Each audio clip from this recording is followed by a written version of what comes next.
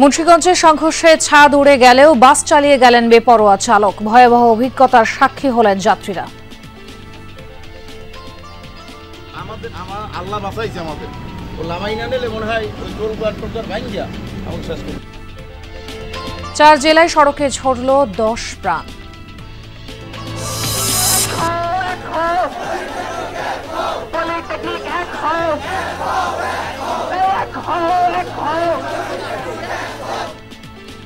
ছয় দফা দাবিতে বিভিন্ন স্থানে পলিটেকনিক শিক্ষার্থীদের কাফন মিছিল। কুমিল্লায় আন্দোলনের সময় হামলার ঘটনায় প্রতিবাদ।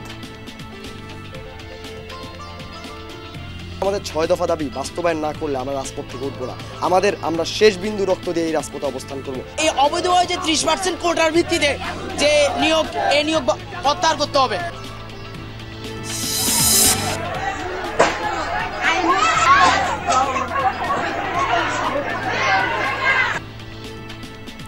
কিশোরগঞ্জের ভৈরবে গোষ্ঠীগত বিবাদে সংঘর্ষে নিহত 1, আহত অন্তত 15। বরগুনায় জমি নিয়ে বিরোধে হামলায় আহত। আমাকে হত্যার চেষ্টা জন্য আমাকে মায়ের পিঠ মাথায় আঘাত করেছে, হুমকি দামকি কোপ এগুলো দিয়ে পিটান, আমাকে প্রচুর জখম করছে। ময়মনসিংহে ধোবাউড়ায় 10 গ্রামে সুপেয় পানির তীব্র সংকট। জলাধার ও বৃষ্টির জলে বিচ্ছে চাহিদা। দীর্ঘদিনেও সমস্যা সমাধানে নেই উদ্যোগ। আমি সরকারি কল পাইছি, এটা পাইলে এটা লাভ কি? আমি তো পানি খাইতে পারি না। আমরা ময়লা পানি খাই, গুইলা পানি খাই, পায়খানার পানি খাই। সিরাজগঞ্জে যমুনাপাড়া ইকোনমিক জোন নির্মাণের কাজ চলছে জোরে সোরে। এরই মধ্যে প্লট নিয়েছে 14টি প্রতিষ্ঠান। সড়ক, রেল, নৌপথে মিলবে পণ্য পরিবহনের সুবিধা। ঠাকুরগাঁওয়ে ঐতিহাসিক নিদর্শন বালিয়া মসজিদ প্রতিষ্ঠা ঘিরে রয়েছে অলৌকিক কাহিনী। এক নজর দেখতে দর্শনার্থীদের ভিড়। এই মসজিদ নিয়ে নানা লোককথা আছে। এই মসজিদটা আসলেই আমাদের এদিককার একটা দর্শনীয় স্থান।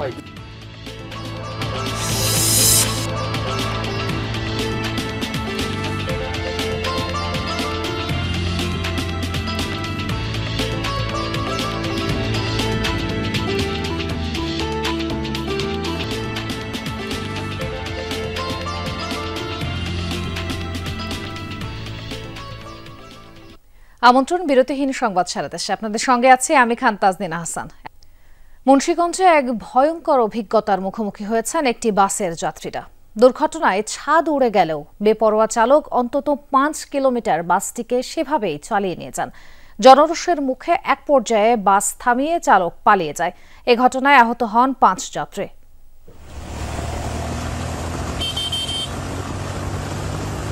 দুর্ঘটনায় বিচ্ছিন্ন হয়ে গেছে বাসের ছাদ। প্রাণ বাঁচাতে চিৎকার করছেন যাত্রীরা, তবুও দ্রুত গতিতে বাস চালিয়ে যাচ্ছেন চালক। এ যেন হুবহু সিনেমার দৃশ্য।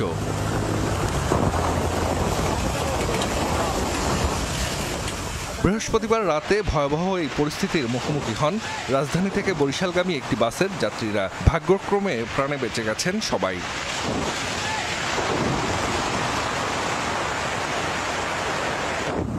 বরিশাল এক্সপ্রেস নামের বাসটি বৃহস্পতিবার রাত 8:30টার দিকে রাজধানীর সায়দাবাদ থেকে বরিশালের উদ্দেশ্যে রওনা হয়। গাড়ি ভর্তি যাত্রী ছিল। তারা জানান, যাত্রা শুরুর ঘণ্টাখানেক পর মুন্সিগঞ্জের শ্রীনগরে ঢাকা মাওয়া এক্সপ্রেসওয়েতে প্রথমে একটি মাইক্রোবাসের সাথে ধাক্কা লাগে বাসটির। এর কিছুক্ষণ পরেই একটি কাভার্ড ভ্যানের সাথে সংঘর্ষে বাসটির ছাদ উড়ে যায়।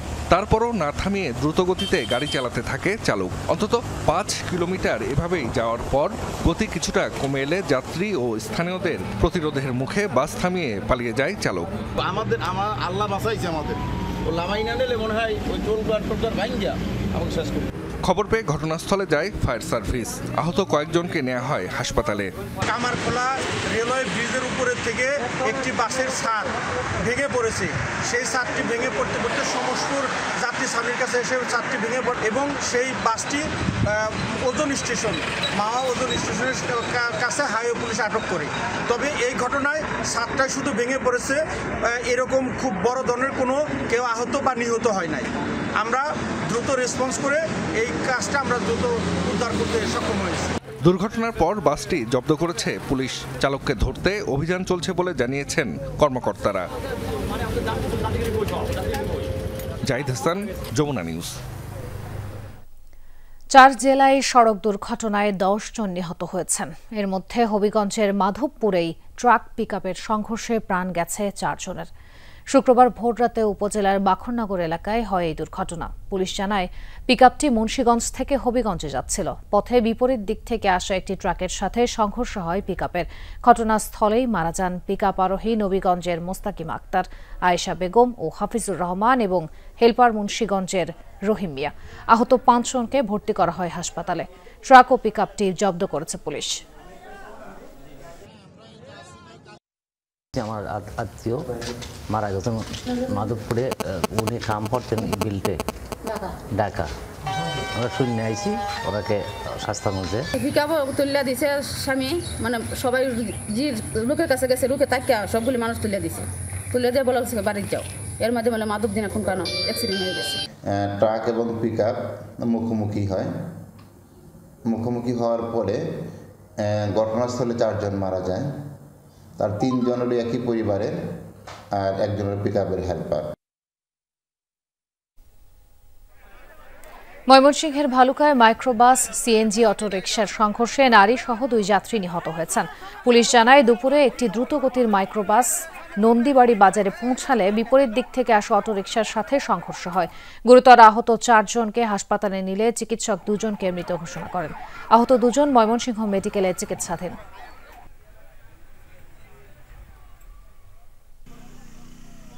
সিরাজগঞ্জের উল্লাপাড়ার নবগ্রাম এলাকায় দিবাগত রাতে ট্রাক ও মাইক্রোবাসের মুখোমুখি সংঘর্ষে 2 জন নিহত হয়েছেন, আহত 1 জন। এছাড়া উপজেলার ব্রহ্মকপালিয়া এলাকায় ট্রাক মাইক্রোবাস সংঘর্ষে আহত হয়েছেন 2 জন। এদিকে চুয়াডাঙ্গায় বাসের ধাক্কায় প্রাণ গেছে ভ্যানের 2 আরোহীর। ভোরে সদর উপজেলার 9 মাইল বাজার এলাকায় হয় এই দুর্ঘটনা।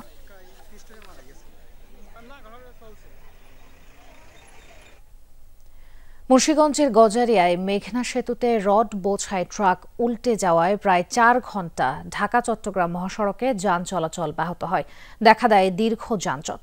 সকাল 7টার দিকে সেতুর ঢাকামুখী লেনে এই দুর্ঘটনা হয়। প্রত্যক্ষদর্শীরা জানায় ট্রাকটির চালক নিয়ন্ত্রণ হারিয়ে ফেললে ঢাকা চট্টগ্রাম মহাসড়কের গজারিয়া অংশে গাড়িটি উল্টে যায়। এ সময় ট্রাকে থাকা রড সেতুর উপর ছড়িয়ে পড়ে। এতে ঢাকামুখী লেনে যান চলাচল বিঘ্নিত হয়। গজারিয়া থেকে ভবেরচর পর্যন্ত প্রায় 8 কিলোমিটার জুড়ে দেয়া হয় যানবাহনের দীর্ঘ সারি। পরে বেলা 11টা থেকে ধীরে ধীরে স্বাভাবিক হয় যান চলাচল।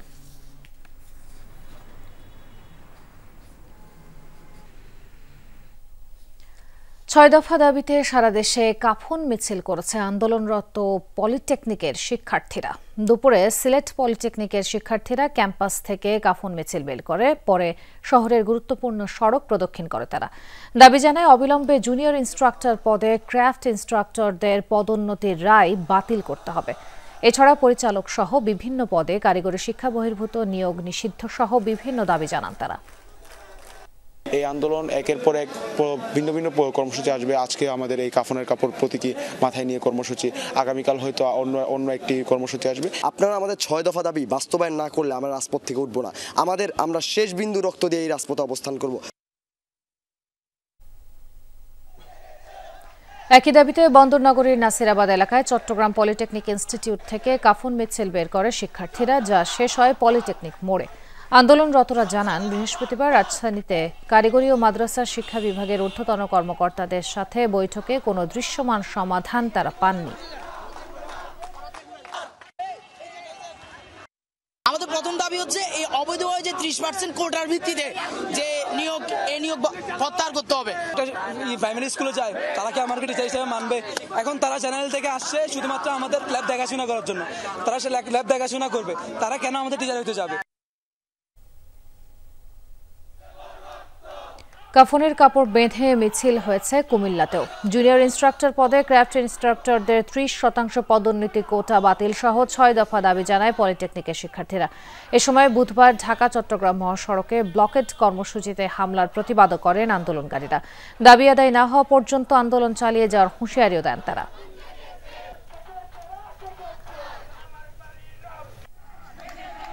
ছয় দফা দাবিতে কাফন মিছিল হয়েছে ফেনীতেও। দুপুরে পলিটেকনিক ইনস্টিটিউটের সামনে মাথায় কাফনের কাপড় বেঁধে শিক্ষার্থীরা মিছিল করে। পরে সদর হাসপাতাল মোড়ে শেষ হয় মিছিলটি। এছাড়া রংপুর, লক্ষ্মীপুর সহ বিভিন্ন জেলায় কাফন মিছিল হয়েছে। গত দুদিন সারা দেশে সড়ক, মহাসড়ক ও রেল অবরোধ করে আন্দোলনকারীরা।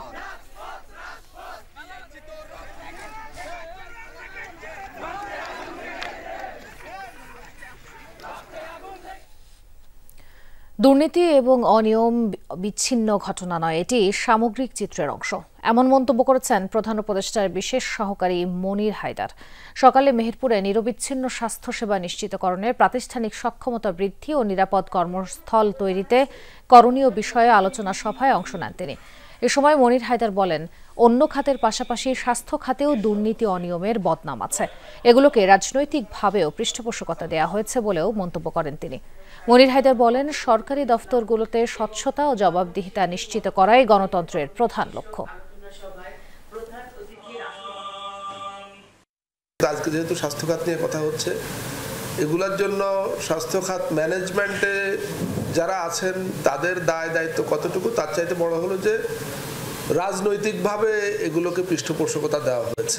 সিভিলাইজড ওয়ার্ল্ড, যে সমস্ত দেশে গণতন্ত্রের চর্চা হয়, তারা গণতন্ত্র বলতে নির্বাচনটাকে বোঝে গণতন্ত্রে প্রবেশের দরজা হিসাবে, আর গণতন্ত্র বলতে তারা বোঝে এবং বোঝায় ট্রান্সপারেন্সি এবং অ্যাকাউন্টেবিলিটি।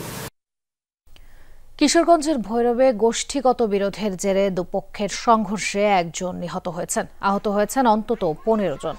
সকালে উপজেলার সুলেমানপুর ও ভবানীপুর গ্রামবাসী এই সংঘর্ষে জড়ায়। পুলিশ জানায়, মৌটুপি গ্রামের দুই বংশের দীর্ঘদিনের বিরোধ চলছিল। সেই বিরোধ ছড়িয়ে পড়ে ভবানীপুর গ্রামের বধূ গোষ্ঠীর বাদশা মিয়ার সাথে সুলেমানপুরের ময়দার গোষ্ঠীর মিজান মিয়ার মধ্যে। এ নিয়ে গতরাতে মিজান মিয়ার ওপর হামলার অভিযোগ ওঠে প্রতিপক্ষের বিরুদ্ধে। এরই জেরে সকালে দুপক্ষ দেশীয় অস্ত্র নিয়ে সংঘর্ষে জড়ায়। নিহত হয় একজন। যৌথ বাহিনী গিয়ে পরিস্থিতি নিয়ন্ত্রণে। বরগুনার তালতলী উপজেলার লাউপাড়ায় জমি নিয়ে বিরোধের জেরে প্রতিপক্ষের হামলায় 2 জন আহত হয়েছেন। ভুক্তভোগী নুরুল ইসলাম জানান, সর্বোচ্চ আদালতের রায়ের পরও তার জমি দখলের চেষ্টা করছে মমিন, মাসুম বিল্লাহ ও সেন্টু গংরা।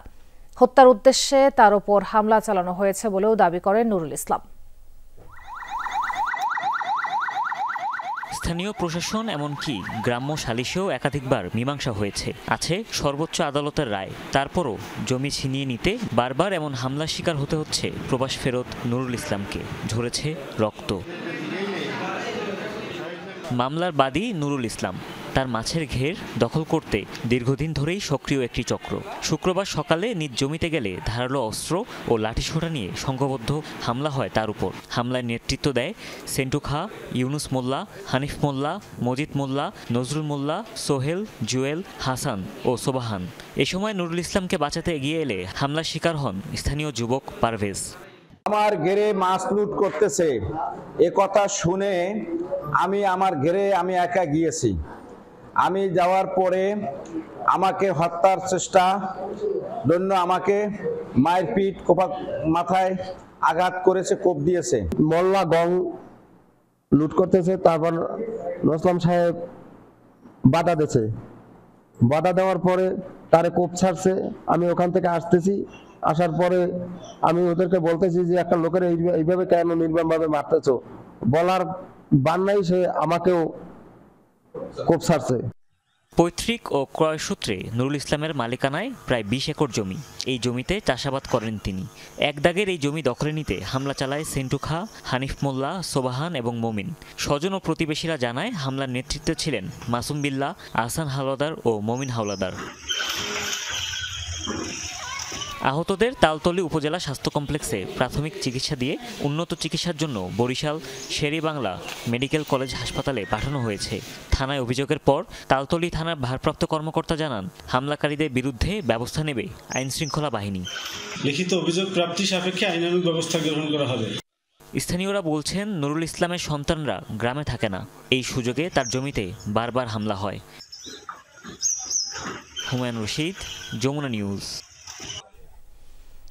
লালমনিরহাটের হাতীবান্ধা সীমান্তে বিএসএফের গুলিতে নিহত বাংলাদেশি যুবক হাসিনুর ইসলামের মরদেহ হস্তান্তরের পর দাফন সম্পন্ন হয়েছে। বৃহস্পতিবার রাতে দুদেশের সীমান্তরক্ষী বাহিনীর উপস্থিতিতে বাংলাদেশ পুলিশের কাছে মরদেহ হস্তান্তর করে ভারতীয় পুলিশ। স্বজনরা জানায়, সীমান্ত এলাকায় ঘাস কাটতে গেলে হাসিনুরকে লক্ষ্য করে গুলি ছোঁড়ে বিএসএফ। পরে টেনে হিচড়ে নিয়ে যায় সীমান্তের ওপারে। বিএসএফের গুলিতে নিহত হাসিনুরের মরদেহ ফেরতের অপেক্ষায় ছিলেন স্বজনরা। বৃহস্পতিবার রাতে গ্রামের বাড়িতে তার কফিনবন্দি মরদেহ পৌঁছালে কান্নায় ভেঙে পড়েন তারা। স্বজনরা জানান, লালমনিরহাটের হাতীবান্ধা উপজেলার সিঙ্গিমারি গ্রামের হাসিনুর ইসলাম কর্মসূত্রে কখনো রাজধানী কখনো বা কুমিল্লায় থাকতেন। কয়েকদিন আগে বাড়িতে আসেন তিনি। বুধবার দুপুরের দিকে গরুকে খাওয়ানোর জন্য সিঙ্গিমারি সীমান্ত এলাকায় ঘাস কাটছিলেন তিনি। এ সময় ভারতীয় সীমান্তরক্ষী বাহিনী বিএসএফের একটি টহল দল বাংলাদেশ ভূখণ্ডে অনুপ্রবেশ করে তাকে লক্ষ্য করে গুলি ছোড়ে টেনে হিচড়ে নিয়ে যায় সীমান্তের ওপারে। পরে হাসিনুরের মৃত্যুর খবর পায় পরিবার। 4-5 দিন আগে বাড়িতে আসে, গরুর ঘাসের জন্য সে নদীর পাড়ে যায়। ওখান থেকে তাকে ভারতীয় বিএসএফ সন্দেহমূলকভাবে তাকে ধরে নিয়ে যায় এবং ওখানে গুলি করে। এ ঘটনায় বিজিবি ও বিএসএফ এর মধ্যে পতাকা বৈঠক হয়। পরে বৃহস্পতিবার রাতে দুদেশের সীমান্তরক্ষী বাহিনীর উপস্থিতিতে খারিজা জংরা সীমান্তের কাছে বাংলাদেশ পুলিশের কাছে হাসিনুরের মরদেহ হস্তান্তর করে ভারতীয় পুলিশ। হত্যাকাণ্ডের বিচারের দাবি জানিয়েছেন স্বজন ও এলাকাবাসী। তারা নৃশংসভাবে হত্যা করেছে, তারপরে এই লাশ নিয়েও তারা অমানবিক কাজ করেছে। রাতেই জানাজার পর হাসিনুরকে পারিবারিক কবরস্থানে দাফন করা হয়। জাহিদ হাসান, যমুনা নিউজ। নাটোরে মাদক সেবীকে মারধর ও ফাঁকা গুলি ছুড়ে আতঙ্ক ছড়ালেন এক মাদক ব্যবসায়ী। দুপুরে লালপুর উপজেলার নাগশোষা গ্রামে এই ঘটনা ঘটে। প্রত্যক্ষদর্শীরা জানান, বুধবার কাজল নামে এক যুবকের কাছে মাদক বিক্রির টাকা চায় মাদক ব্যবসায়ী মনি। এ নিয়ে কথা কাটাকাটি হয়। পরদিন কাজলের মা থানায় চাঁদা দাবির অভিযোগ করেন। এতে ক্ষিপ্ত হয়ে জুমার নামাজের পর কাজলের উপর হামলা চালায় মনি। এলাকাবাসী এগিয়ে গেলে ফাঁকা গুলি ছোড়েন তিনি। পরে পালিয়ে যান। যৌথ বাহিনী ঘটনাস্থল পরিদর্শন করেছে।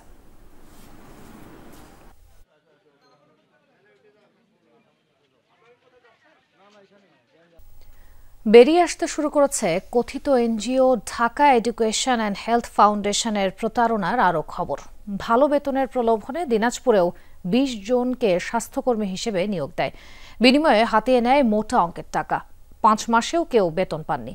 ভুক্তভোগীরা জানতে পারেন এনজিওটি ভুয়া, নেই নিয়োগের বৈধতাও। পরে পুলিশের দ্বারস্থ হলে গ্রেফতার করা হয় জেলা সমন্বয়কারীকে। দিনাজপুরের সহকর্মী মাহফুজুল হককে সাথে নিয়ে বিস্তারিত জানাচ্ছেন মাহমুদ রাফিন।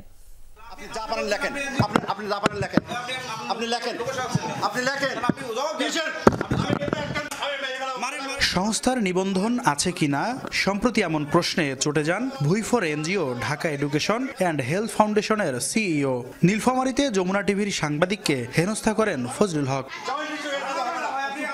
এ নিয়ে গত 13 এপ্রিল প্রতিবেদনের পর বেরিয়ে এসেছে কথিত এনজিওটির আরও জালিয়াতির খবর। নীলফামারীর আগে দিনাজপুরেও স্বাস্থ্যকর্মী নিয়োগের নামে মোটা টাকা হাতিয়ে নিয়েছে তারা। 5 মাস ধরে বেতন না পেয়ে দিনাজপুর শহরের অস্থায়ী অফিস ঘেরাও করে ভুক্তভোগীরা। কয়েকজন থানায় অভিযোগও দিয়েছেন। আমাদেরকে বলছিল এটা একটি সরকারি প্রতিষ্ঠান। তারপরে আমরা কিছু টাকা পয়সা লেনদেন হওয়ার পরে মিডিয়াকে দিছি। তারপরে চাকরিতে আসে দেখতেছি যে হচ্ছে আসলে এটা আমাদের মানে একটি অরাজনৈতিক প্রতিষ্ঠান। আসলে এটি একটি ভুয়া প্রতিষ্ঠান। বিগত 5 মাস কাজ করে আসছি। কাজ করার পরও আমি বেতন পাইনি, বরং যে আমার কাছে আরও জামানত নেওয়া হয়েছে 60,000 টাকা, সেটাও মনে করেন যে তালবাহানা দেখাচ্ছে আমাদেরকে। ঢাকা এডুকেশন হেলথ ফাউন্ডেশনে চাকরি করতাম, কিন্তু এটা দেখতেছি এখন পুরাটাই ভুয়া। পরে ভুইফোর এনজিওটির জেলা সমন্বয়কারী এক নারীকে গ্রেফতার করে পুলিশ। মামলায় আসামি করা হয়েছে কথিত সিইওকে। তার কাছে 30,000, 50,000, 70,000, 1 লাখ এরকম টাকা নিয়ে চাকরিতে নিয়োগ দিয়েছে, হেলথ কর্মী হিসেবে চাকরিতে নিয়োগ দিয়েছে, কিন্তু 6 মাস হলে কোনো বেতন পায় না এবং তাদের অফিসটা ওখান থেকে উধাও হয়ে গেছে। আজকে গতকালকে ওনাদেরকে দেখা পেয়ে ওদেরকে আটক করে এবং থানা পুলিশকে সোপর্দ করে আমরা এজাহার পেয়েছি। আমরা মামলার প্রক্রিয়াধীনে রয়েছে। উত্তরাঞ্চলের বিভিন্ন জেলায় অবৈধ আছে ঢাকা এডুকেশন অ্যান্ড হেলথ ফাউন্ডেশনের বিরুদ্ধে। এর আগে নীলফামারীর জেলা প্রশাসক জানিয়েছিলেন এনজিও বিষয়ক ব্যুরোর নিবন্ধন নেই তাদের। মাহমুদ রাফিন, যমুনা নিউজ, দিনাজপুর। সুপেয় পানির তীব্র সংকটে ভুগছে ময়মনসিংহের ধোবাউড়া উপজেলার মাইজপাড়া ও ঘোষগাঁও ইউনিয়নের 10 গ্রামের মানুষ। আধুনিক যুগেও তাদের নির্ভর করতে হয় বৃষ্টির পানি আর শুষ্ক মৌসুমে নদী নালা খাল বিলের ওপর। তবে দীর্ঘদিনের এই সমস্যা সমাধানে নেই কার্যকর পদক্ষেপ। এতে ক্ষুব্ধ গ্রামবাসী। বিস্তারিত জানাচ্ছেন সহকর্মী হোসেন শাহিদ।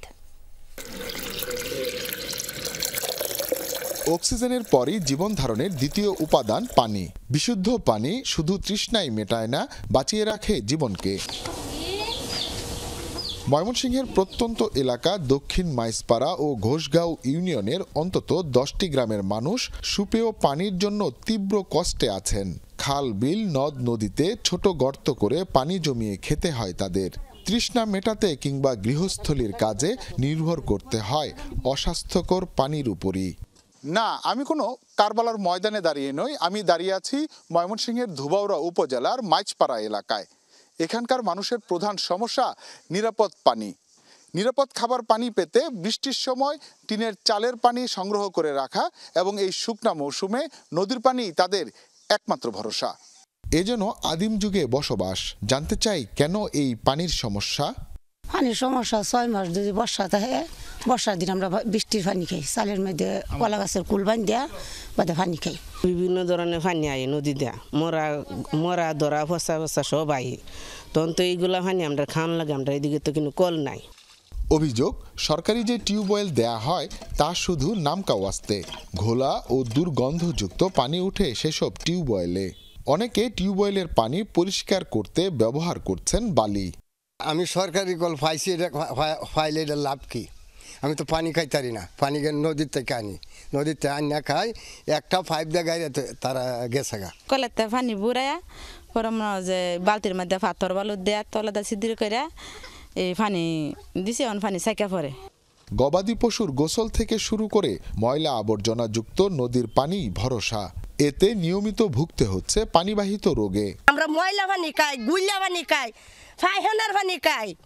এই পানি যদি সরকারের নে টলি বইরা টাক বইরা নে দিতে যেত, তো সরকারে খাইতো, তো দেখতো কেমন লাগে।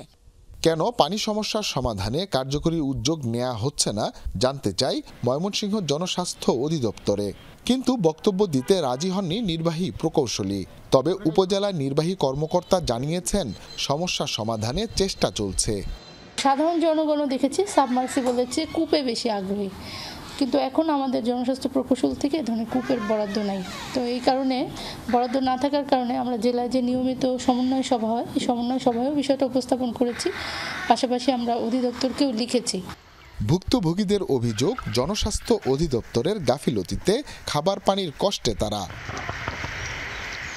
হুসাইন শাহিদ, যমুনা নিউজ, ময়মনসিংহ।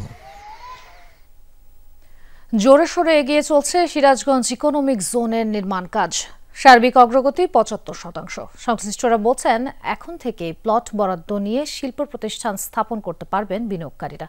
এর মধ্যে 14টি প্রতিষ্ঠান কারখানা স্থাপনের জন্য প্লট বরাদ্দও পেয়েছে।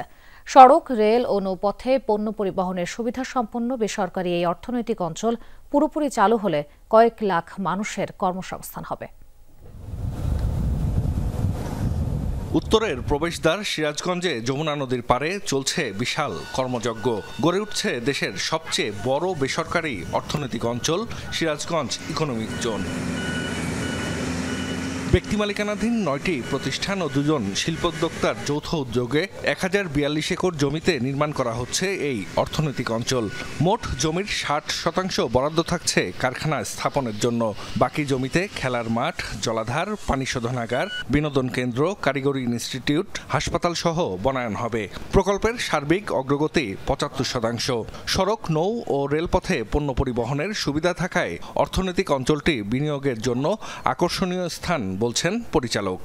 পণ্য পরিবহনের আমদানি এবং রপ্তানির ক্ষেত্রে এই সিরাজগঞ্জ অর্থনৈতিক অঞ্চল একটি বেস্ট প্লেস। এই জায়গাটার চতুর্দিকে এই পরিমাণ মানব শ্রম আছে যে শ্রম ঘন ইন্ডাস্ট্রি করার জন্য যারা চিন্তা ভাবনা ইতিমধ্যে করেছে তাদের জন্য একটি উপযুক্ত জায়গা। এরই মধ্যে 14টি প্রতিষ্ঠান কারখানা স্থাপনের জন্য 110 একর জমি বরাদ্দ পেয়েছে। কর্মকর্তারা জানিয়েছেন বিনিয়োগের জন্য আগ্রহ দেখাচ্ছে দেশি বিদেশি শিল্প প্রতিষ্ঠান। এখানে ওয়ান স্টপ সার্ভিসের ব্যবস্থা করা হয়েছে সকল বিনিয়োগকারীদের জন্য, যাতে সিরাজগঞ্জ ইকোনমিক জোনে সকল ক্ষেত্রেই একটা বিনিয়োগ বান্ধব সুবিধাদি বিনিয়োগকারীদেরকে দেয়া যায়। যে সকল 14টা দেশি বিদেশি কোম্পানি বিনিয়োগ করেছেন এখানে, আশা করি আগামী বছরে তারা উৎপাদনে যাবে। অর্থনৈতিক অঞ্চলটিতে কারখানা গড়ে তোলার জন্য থাকছে 400টি প্লট। ব্যবসায়ীরা বলছেন এটি পূর্ণাঙ্গভাবে চালু হলে কয়েক লাখ মানুষের কর্মসংস্থানের পাশাপাশি সম্প্রসারণ হবে ব্যবসা বাণিজ্যের, যা এই অঞ্চলে দারিদ্র্য বিমোচনে ভূমিকা রাখবে। নৌপথ আছে, রেলপথ আছে, এখানে সড়ক পথ আছে, এখানে পাওয়ার স্টেশন থাকার কারণে পর্যাপ্ত ইলেকট্রিক সাপ্লাই আছে এবং গ্যাসও আছে, যার কারণে ব্যবসায়িক একটা উপযোগী স্থান আমাদের এই সিরাজগঞ্জ। তাঁত শিল্প এলাকা, এখানেও যদি এটা কনভার্ট করে কিংবা এটা মডিফিকেশনের মাধ্যমে কিভাবে এখানে ইমপ্লিমেন্টেশনে নিয়ে আসা যায়, আমার মনে হয় যে এটা আরও সুদূর প্রসারী ভূমিকা পালন করবে। ইন্ডাস্ট্রিয়াল হবে, এতে করে যে লোকাল লোকগুলো আছে এদের কমিউনিটি, এদের জীবনযাত্রার মান আরও অনেক উন্নয়ন হবে। 2019 সালের এপ্রিলে সিরাজগঞ্জ ইকোনমিক জোনের নির্মাণ কাজ শুরু হয়। প্রকল্পের ব্যয় 3200 কোটি টাকা। জাহিদ হাসান, যমুনা নিউজ। দেশ জুড়ে তোলপা ওয়ালটন ফ্রিজ কিনে আপনিও হয়ে যেতে পারেন মিলেনিয়ার। নোয়াখালী ও গাইবান্ধায় ঘটেছে অগ্নিকাণ্ড। সকালে গাইবান্ধার সদরের মাঠের পাড় বাজারের মালিক স্টারের প্রথমে আগুন দেখতে পান স্থানীয়রা। মুহূর্তে আগুন ছড়িয়ে পড়ে আরও 5টি দোকানে। পরে ফায়ার সার্ভিসের 2টি ইউনিটের ঘণ্টাখানেকের চেষ্টায় নিয়ন্ত্রণে আসে পরিস্থিতি। পুড়ে ছাই হয়ে যায় ফার্মেসি, মুদি, চায়ের স্টল সহ 5টি দোকান। ফায়ার সার্ভিসের ধারণা বৈদ্যুতিক শর্ট সার্কিট থেকে আগুনের সূত্রপাত। নোয়াখালীর সোনাইমুড়িতে মধ্যরাতে হয় অগ্নিকাণ্ড। শনিবার গভীর রাতে উপজেলার 5 নম্বর ওয়ার্ডের আমিশাপাড়া উত্তর বাজারে হয় এই দুর্ঘটনা। স্থানীয়রা জানান একটি দোকানে প্রথমে আগুন লাগে, পরে তা ছড়িয়ে পড়ে আশপাশে। পুড়ে যায় মুদি, চা দোকান সহ 8টি ব্যবসা প্রতিষ্ঠান। ফায়ার সার্ভিসের 2 ঘণ্টার চেষ্টায় আগুন নিয়ন্ত্রণে আনে। ঠাকুরগাঁওয়ে কালের সাক্ষী ঐতিহাসিক বালিয়া মসজিদ। স্থানীয়দের মাঝে মসজিদটি জিনের মসজিদ নামেও পরিচিত। পুরাকীর্তি দৃষ্টিনন্দন ও মনোমুগ্ধকর এই মসজিদটি জেলার পরিচিত হিসেবেও স্থান পেয়েছে। তাই তো নামাজ আদায়ের পাশাপাশি মসজিদটি এক নজর দেখতে দেশের বিভিন্ন প্রান্ত থেকে ছুটে যান দর্শনার্থীরা।